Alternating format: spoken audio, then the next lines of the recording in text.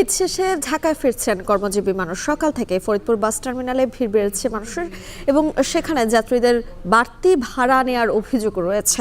সে বিষয়ে বিস্তারিত জানাতে ফরিদপুর বাস টার্মিনাল থেকে আমাদের সঙ্গে এই মুহূর্তে যুক্ত হচ্ছেন মফিজুর রহমান শিপন। শিপন, আপনার কাছে জানতে চাই, যে বিষয়টি বলছিলাম যে বাড়তি ভাড়ার একটি অভিযোগ রয়েছে যাত্রীদের পক্ষ থেকে, যাত্রীরা আসলে কি বলছেন, কত টাকা পর্যন্ত বেশি ভাড়া আদায় করা হচ্ছে তাদের কাছ থেকে, এবং সবকিছু মিলিয়ে বাস টার্মিনালের ভিড় কেমন দেখছেন? আপনি জানেন যে ঈদুল আজহার শেষেই কিন্তু ঢাকামুখী অর্থাৎ রাজধানীমুখী কোনো কর্মজীবী মানুষের চাপ শুরু হয়েছে গতকাল থেকেই। তো আজকে সকাল থেকেই আমি ফরিদপুর পৌর বাস টার্মিনালে এসে দেখেছি যে প্রচুর সংখ্যক মানুষ কিন্তু তারা ঢাকায় যাওয়ার জন্য অস্থির অবস্থায় আছে, বিভিন্ন বাসে ছোটাছুটি করছে। তো আমি যাত্রীদের সঙ্গে কথা বলেছি, যাত্রীরা বলছে যে ভাড়া সাধারণত আগে অন্য সময় 400 টাকা নিত, সেটা এখন 500 টাকা নেওয়া হচ্ছে। এসি বাস যেখানে 600 টাকা নেওয়া হতো সেখানে এখন 750 টাকা নেওয়া হচ্ছে, এমনটি আমরা অভিযোগ পেয়েছি।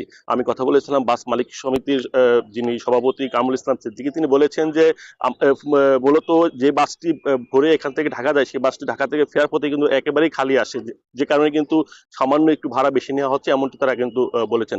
যদিও এই বিষয়ে আমি কথা বলেছি ফরিদপুর জেলা প্রশাসক কামরুল হাসান তালুকদারের সঙ্গে, তিনি বলেছেন যে সরকার নির্ধারিত যে নীতিমালা রয়েছে পরিবহন বাস পরিচালনা, সেই বিষয়ে কিন্তু আমরা মোবাইল কোর্ট বা ভ্রাম্যমাণ আদালতের মাধ্যমে পরিচালনা করছি।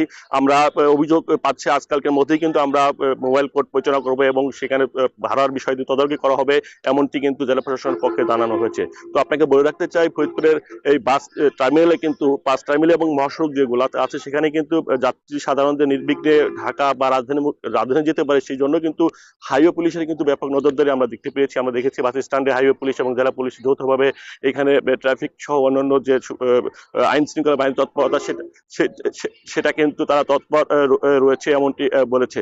তো সব মিলে বলতে হয় যে গত সাধারণ সময় যে বাস যে ফরিদপুরের 100 থেকে 120টি ট্রিপ ঢাকা যেত, সেখানে কিন্তু এখন প্রায় ডবল হয়ে গেছে, অর্থাৎ 200-র বেশি কিন্তু ট্রিপ এখন পরিচালনা করছে বাস মালিক সমিতি বা বাস পরিবহন মালিকরা। তো এই বিপুল পরিমাণ যাত্রীদের নেওয়ার জন্যই কিন্তু মূলত এই ট্রিপ বাড়ানো হয়েছে, এমনটি দাবি করেছেন বাস মালিক সমিতি বা বাস মালিক গ্রুপের সাথে যারা সংশ্লিষ্ট, তারা এমনটি বলেছেন।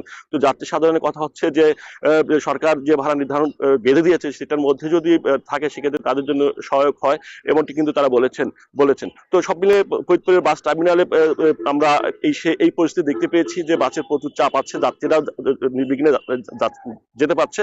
শুধু ভাড়া প্রতি এসি এবং নন এসিতে 100 টাকা করে বেশি নিচ্ছে, এমনটি আমরা জানতে পেরেছি। তো সব মিলে এই ছিল ফরিদপুরের বাস টার্মিনালের খবর। হাজারো প্রতিকূলতার মাঝে বিশ্বের সর্বাধুনিক প্রযুক্তি আর আন্তরিক সেবা নিয়ে আমরা তৈরি। BRB